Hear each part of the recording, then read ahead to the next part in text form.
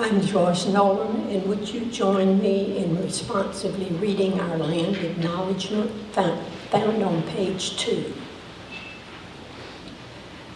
Place is more than just a piece of land. It's a piece of who we are.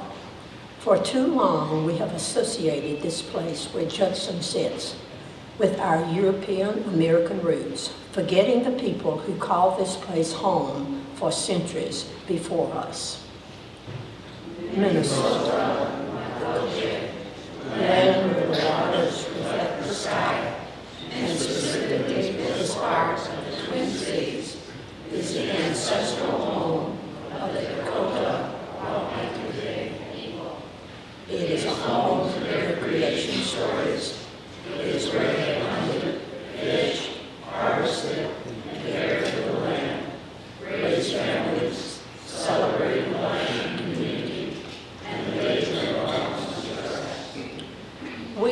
We acknowledge that we, the people, our ancestors and our government, forcibly removed the Wabi Kote from their ancestral lands through relocation, warfare, execution, imprisonment in concentration camps, starvation, disease, and forced assimilation. Treaties were made and subsequently broken by us. We remember and lament the history of this land. Today we acknowledge and appreciate our Dakota, and other indigenous peoples as neighbors and fellow citizens. We commit to better our neighbors, to stand with them and learn from them as we seek to create a community that sees the Creator's face in everything.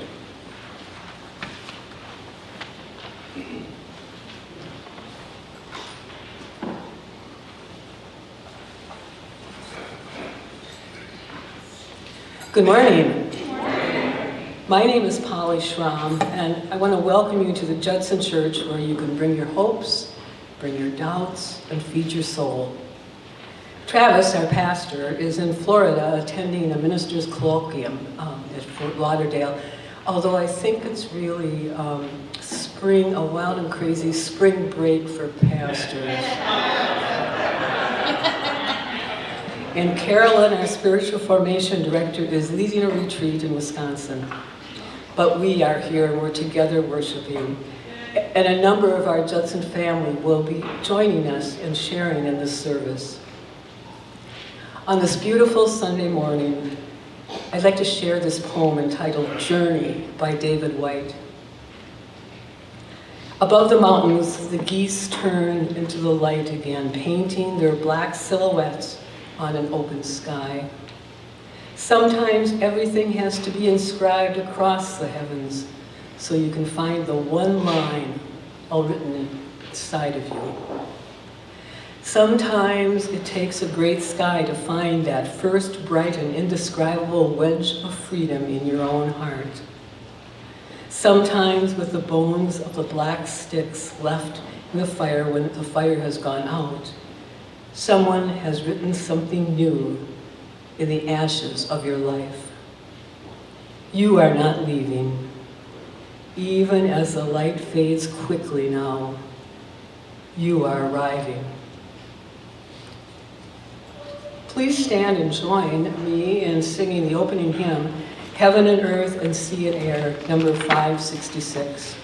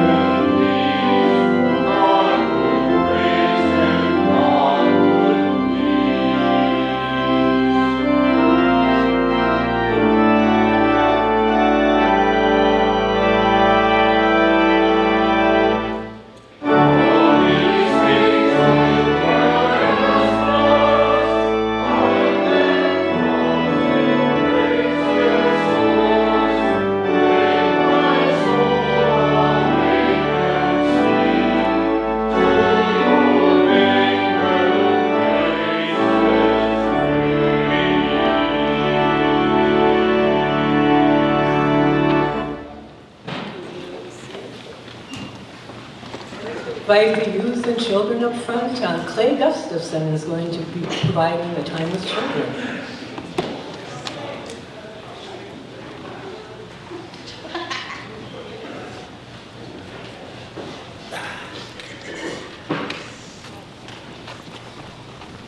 How come you're not sprinting up here like I saw? There we go. See, I wasn't here last week, but I watched on YouTube, and I saw about a half a dozen of you guys sprinting full speed up here, which I thought it was cool. That's fine. As long as you don't, as long as you don't hurt yourself, and if you do get hurt, the carpet's red, it won't matter. Right? So, I'd rather not see that happen. It's not fun. But, I always look on the bright side of things. So hi, I'm Clay. My job in real life is a substitute teacher, right? So that's why Travis asked me to do this.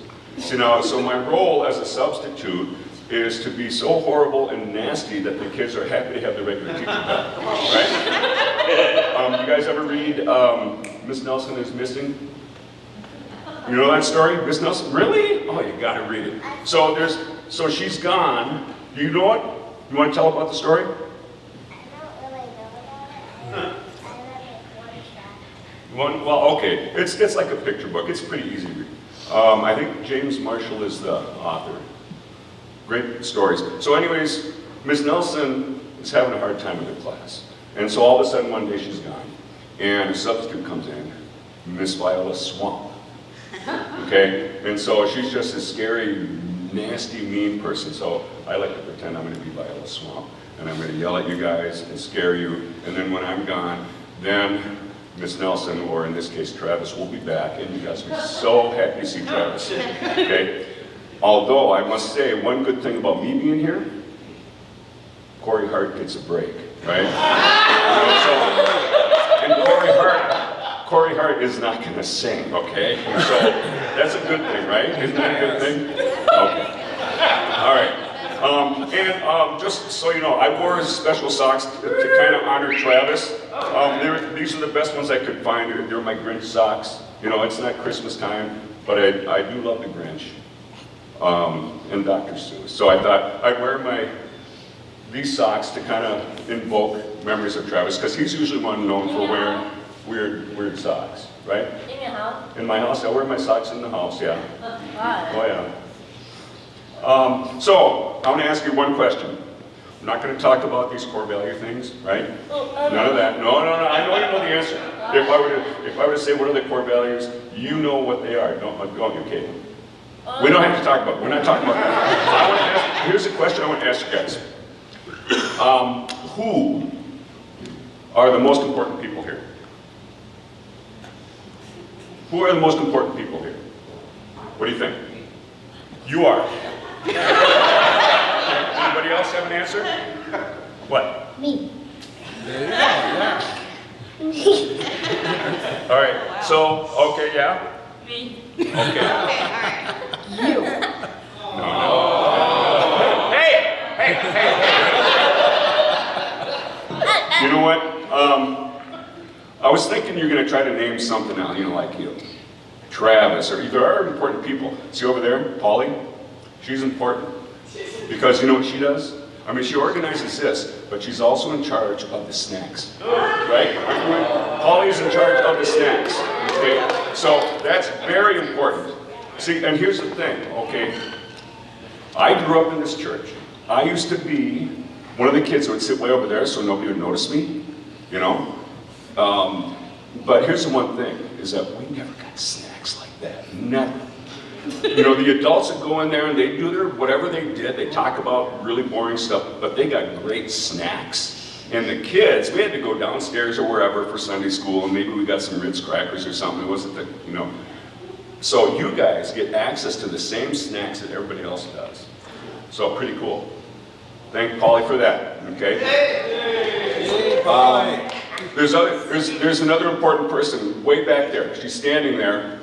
See her? That's Eileen. Eileen, wave your hand. Come on.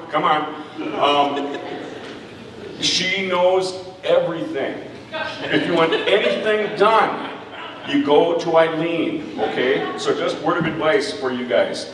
These are the two most important people right now. Now there's some other people who think they're important, but those are the top two. Those are the top two. All right, but now you guys, you're on to me. Because you know what? You guys are right. You guys are right. You, in my mind, you are the most important people here. Yeah, come on. I haven't been around a lot until the last month or so. I've been traveling, whatever. And the thing that I noticed coming back here that I really missed was this. You guys coming up here. Time with children. COVID wrecked it, we did online services. And it seemed to take a while before you guys started coming back, before your parents forced you or whatever. Hopefully you're not being forced. Are you being forced to be here? I hope not. Hey, the snacks are alone. The reason to come here, right? Okay. But honestly, it's like, I didn't realize I missed it so much until it started up again. And it's the coolest thing. And truly, my belief is you guys are the most important group here. You really, truly are. You guys are a symbol of the life of this church. You bring that energy, And something else that I would say is that you guys, sometimes the things you say and the thoughts you come up with are absolutely brilliant. They truly are. You don't have all this junk swimming around in your head like us adults do. We do. We read the newspaper and we watch the news and we follow politics. I don't know. It's like a waste of time. And we get all of our thoughts all messed up. And you guys see things with just a clear vision. And you just tell some honest truth that those people there, that all the adults need to hear. We truly do. So you guys you are important. And you bring something to this church that we desperately need. So I'm glad to see you. And the one thing that I regret is that I don't know you all very well. Some of you I know, because you've been coming around for a while. And I want to get to know you. I would hope that all those people out there want to get to know you, and vice versa, get to know them. I wear my name tag. I normally don't. Okay, so I'm Clay, right? I wear a name tag when I'm in a school, and the kids say, "Oh, who are you?" And I say, "Well, try to read it," or else I'll pretend and look at it like I forgot my name. I say I wear my name tag because I don't remember that. It's just. So I don't know if you guys have name tags or not. Do you? Well, wear them, please. Honestly, well, you don't have to get it now. But so, do that, or else just say, "Hi, I'm so-and-so. Nice to meet you." I know that's hard to do. Some of us are kind of shy. But I would ask the adults out there, too, to do the very same thing and say, "Hi, I don't know you. What's your name? Where do you go to school?" Whatever. So, because you're important, you're part of this community, and you're not to be, it used to be in the day, it was like, children are to be seen, not heard. No. When you're back there, make some noise. Make some noise. It's good. It's a good thing. All right? Especially when Travis is saying something, right? Good for Travis. All right. Oh, I was going to say, hey, wave to Travis, because I'm sure he's doing a roll call, and he wants to know who came here today. He keeps score. All right? So just let him know you're here, okay? All right. Oh, and now the last thing before we do this blessing. It's sort of kind of a ritual, where we say, receive a blessing from the faith community of the loves. Everybody says, "God be with you." Those words to me say a lot more than just "God be with you." They say, you are important. We are glad you're here. We care about you. We love you. All right? So, are we ready to do that now? And you guys know what the response is, right? Okay, so now receive a blessing from the faith community that loves you. God be with you, And also with you. Nice job. Thanks, you guys.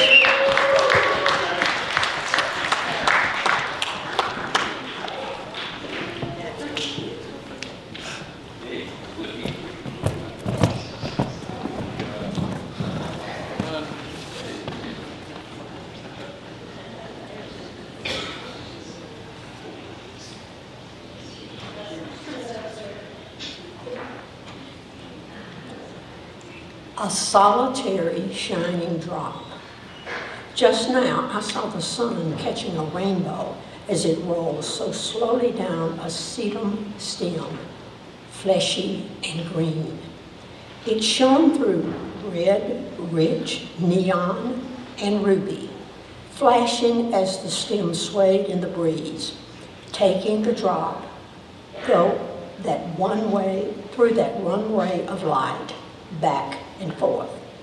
Then suddenly it changed to the dazzling blue of cobalt, to the lapis lazuli, oh heavenly blue, heavenly blue.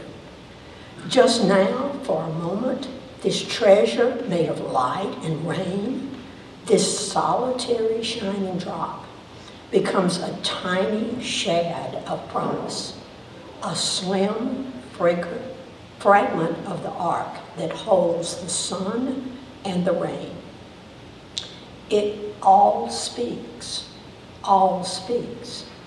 in the mind's quiet and in a flash of brilliance that turns your head. A gentle whisper in a burning bush, both a drop and a rainbow. The world shines with meaning, murmuring as the green earth is drenched by sun and rain.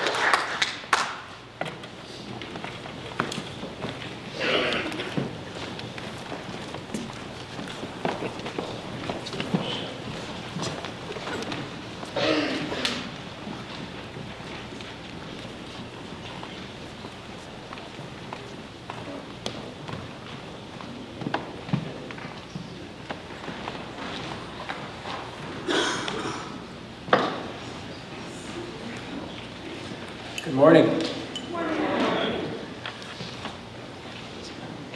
A little over a year ago, Deidre and I decided to start looking for another dog.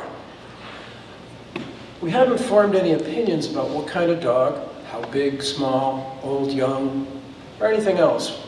We were open to just about anything and assumed we'd go through some sort of adoption or rescue process. So Deidre started browsing websites of various local and not so local rescue organizations. Every couple of minutes she'd show me another picture and we'd have a brief discussion and go on to the next one. Eventually, Deidre's dog browsing became compulsive, so we needed to change direction. At Deidre's suggestion, we decided to stop looking for a dog now and to wait for one to find us.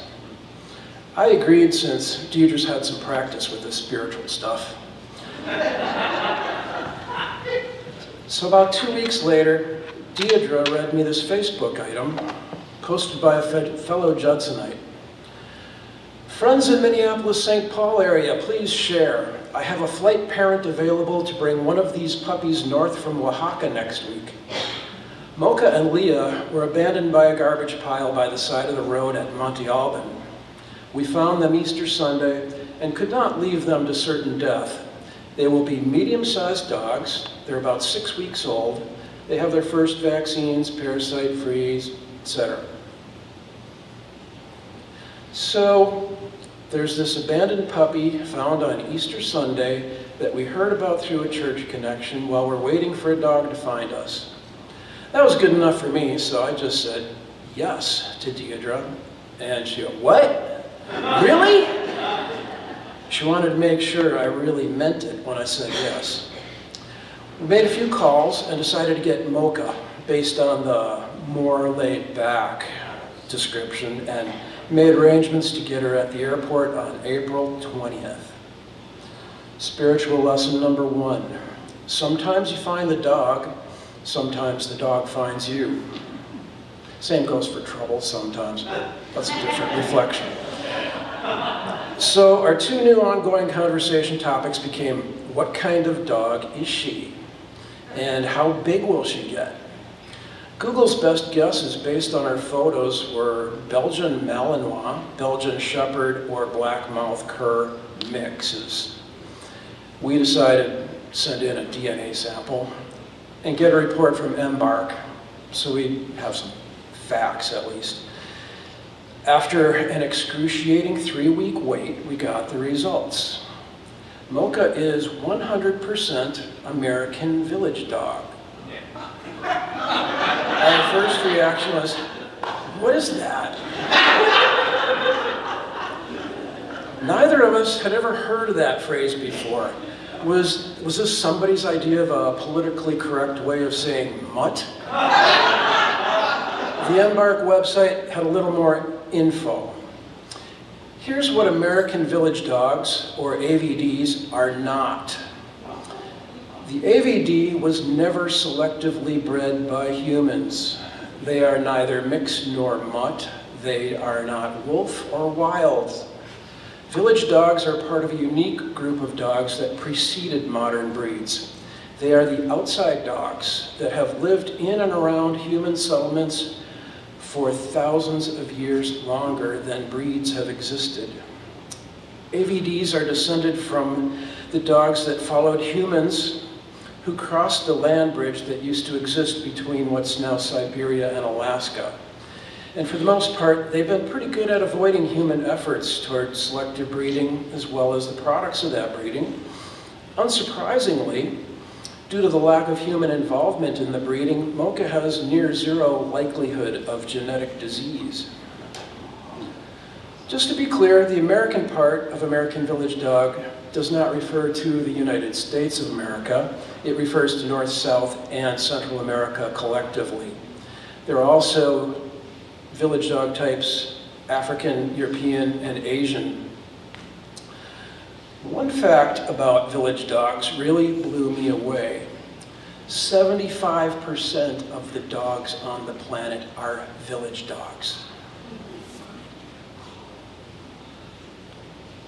Upon hearing that, I exclaimed, quoting the esteemed mid-century philosopher and theologian Bullwinkle J. Moose, "What the heck?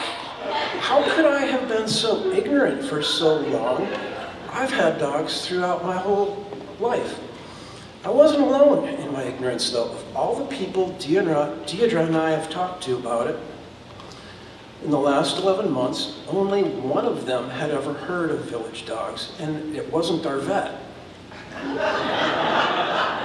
I started feeling a bit smug about having a piece of knowledge few others I'd come across seemingly had, but I could not understand how 75% of the world's canine population could be invisible to every dog lover I know. What exactly were the breakdowns in human knowledge and the thought processes that led to this huge blind spot? And what else am I missing because of that? I understand human brains need to classify, categorize, differentiate, but that failed big time in this instance. Spiritual lesson number 2, you don't know until you know. The first time Mocha's unbred status became an issue was when we filled out the form to get a City of Minneapolis dog license. The form makes it clear you must designate one and only one primary breed, and you must pick it from their list of recognized breeds. Clearly, recognized is the key word in the phrase recognized breeds. The instructions to tell you pick the best fit if you don't find your dog on the list. We literally had to lie to complete a form that was required to get Mocha legal status in Minneapolis. I asked Mocha how she felt about all these rules and human efforts to put her in a box. I think she misunderstood that a little. She just said she didn't want to go in her box. So I asked Mocha again how she felt about being a member of an invisible majority going through life unrecognized and unclassified. She paused for a moment and then, like any wise beast, instead of answering my question, she responded with her improved version of the question and barked, "Got treats?" So with only 2 words, or barks if you prefer, Mocha provided the 3rd and 4th spiritual lessons. Share the treats and don't sweat the rest.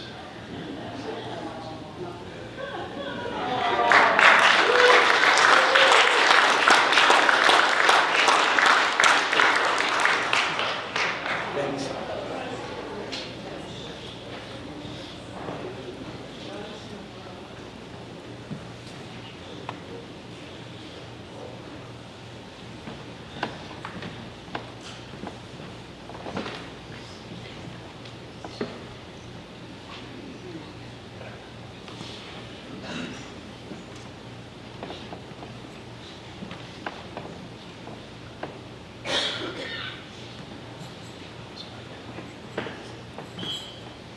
Now is the time in our service when we will share our prayer intentions and our hopes, our blessings.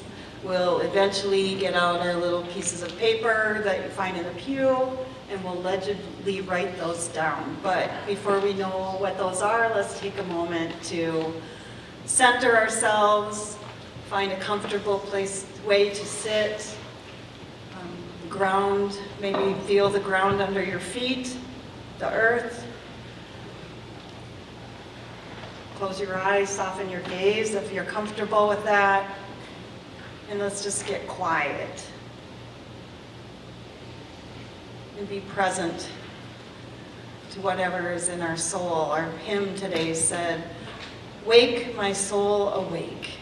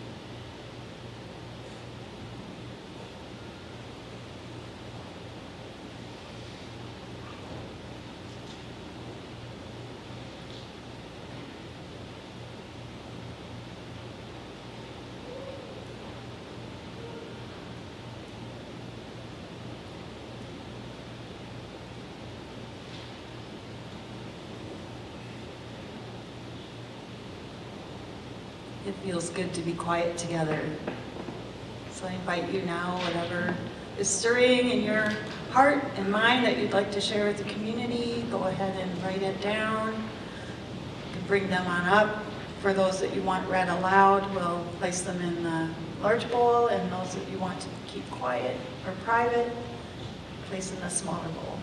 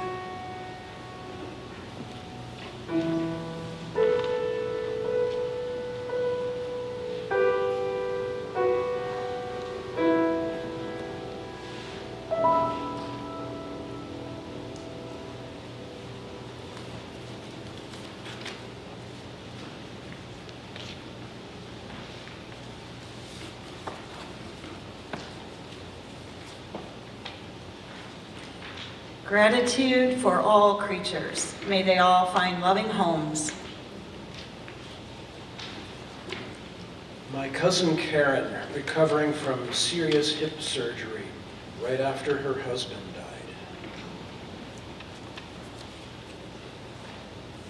How 1 week ago we didn't know of the pain and losses in Burnsville. Bless the department, the families, and friends. Grateful for the humor and compassion of our Judson community. Grateful for Mocha's spiritual lessons. Thank you, Joe. Thankful for our nice services every Sunday with Travis and Carolyn, and for our nice services when they are gone. It's always a blessing to be at Judson. We pray for patience, peace, and gentle wisdom as we walk in the unknowns of life. For my friend Loyola, moving from hospital to transitional care today. Prayers for peace everywhere, and especially in Gaza. Lord, make me a servant of your peace. Hoping that our daughter will survive her first professional MMA match. Thankful my mother is home from her mission trip. Oh Lord, hear our prayers. Amen.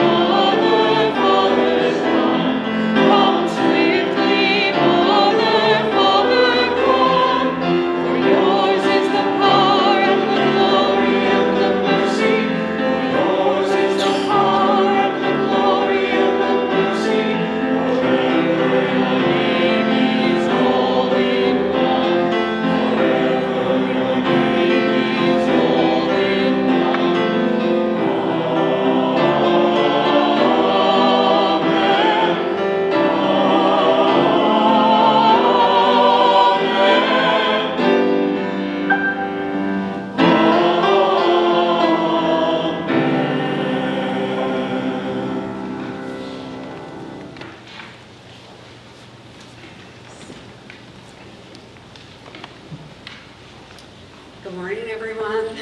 My name is Margot Willett, and Doug, thanks for adjusting my name.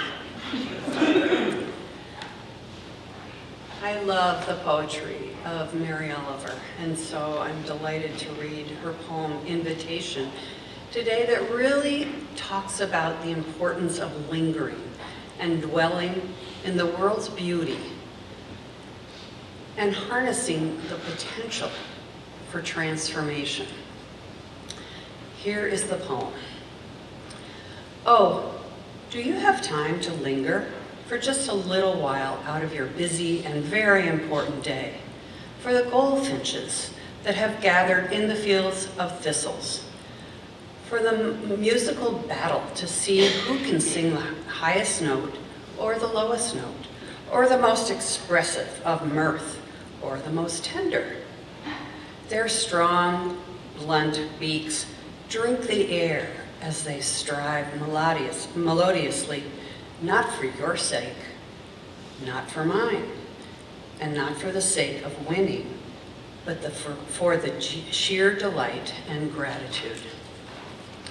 Believe us, they say, it is a serious thing just to be alive, for this fresh morning in the broken world. I beg you, do not walk without pausing to attend to this rather ridiculous performance. It could mean something. It could mean everything. It could be what Rilke meant when he wrote, "You must change your life."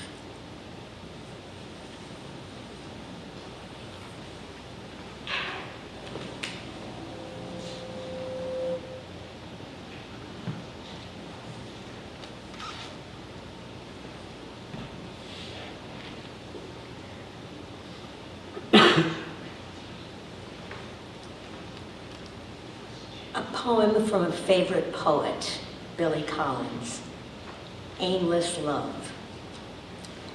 This morning as I walked along the lake shore, I fell in love with a wren, and later in the day with a mouse. The cat had dropped under the dining room table. In the shadows of an autumn evening, I fell for a seamstress, still at her machine in the tailor's window, and later for a bowl of broth, steam rising like smoke from a naval battle. This is the best kind of love, I thought, without recompense, without gifts, or unkind words, without suspicion, or silence on the telephone. The love of a chestnut, the jazz cap, and one hand on the wheel. No lust, no slam of the door. The love of the miniature orange tree, the clean white shirt, the hot evening shower, the highway that cuts across Florida. No waiting, no huffiness, no rancor. Just a twinge of envy, just a twinge every now and then, for the wren who had built her nest on a low branch overhanging the water, and for the dead mouse, still dressed in its light brown suit. But my heart is always propped up in a field on its tripod, waiting for the next arrow. After I carried the mouse by the tail to a pile of leaves in the wood, I found myself standing at the bathroom sink, gazing down affectionately at the soap. So patient and soluble, so at home in its pale green soap dish, I could feel myself falling again as I felt it turning in my wet hands and caught the scent of lavender and stone.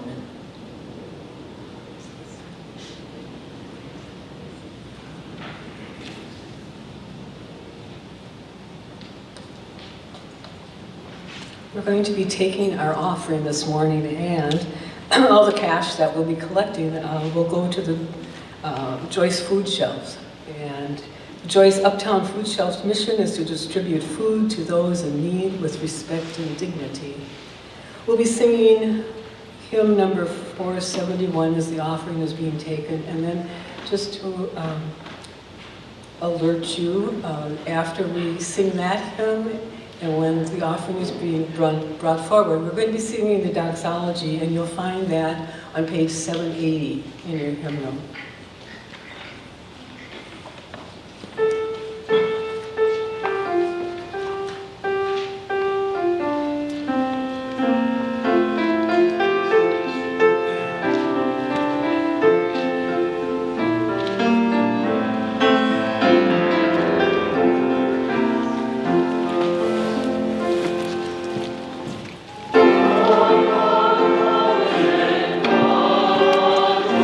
Good.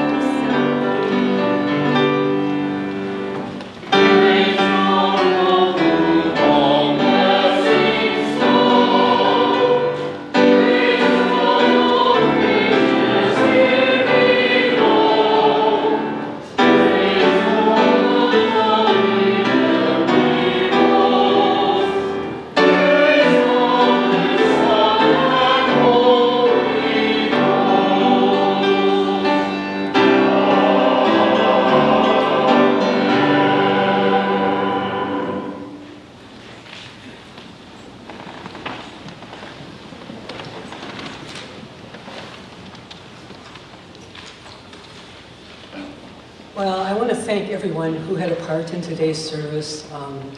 It's great to know that we can come together and worship together, even though Travis may be gone and Carolyn might be gone.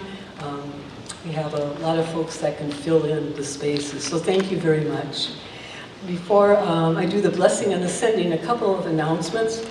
First, next Sunday is the deadline for doing your flower orders for Easter. And so there's, I think there's sheets or order sheets in the back, on the back table. So if you would please take a look at that. I'd also like to remind you that Carolyn is doing a Lenten prayer series, and you'll see that information in the bulletin, so you need to register with her. That starts next Saturday. Also, we have some big musical events coming up.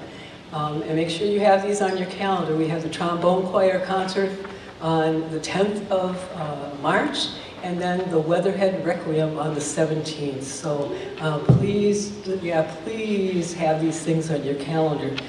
And I'm going to ask Scott to come up and cheer us on, march us on with the fundraiser. First of all, I'd like to thank all of you who have already submitted great gatherings and donations for the auction. We need a lot more. We have about 15 items on there. We're going to need a lot more. So this is a reminder to please think about great gatherings and items you'd like to post on the auction. There are sheets in the back. You can either post it yourself, or if you need some help with that, please get a hold of myself or Doug Harvey or Brad Jorn, and we'll get it posted for you. So we only have 2 weeks left, and let's see, what else did Margot ask me to say? So again, thank you for those who've already posted. We're looking for a wonderful event, and so please run to the back and sign up your items and enjoy some coffee and goodies, and we'll see you back there. Thank you.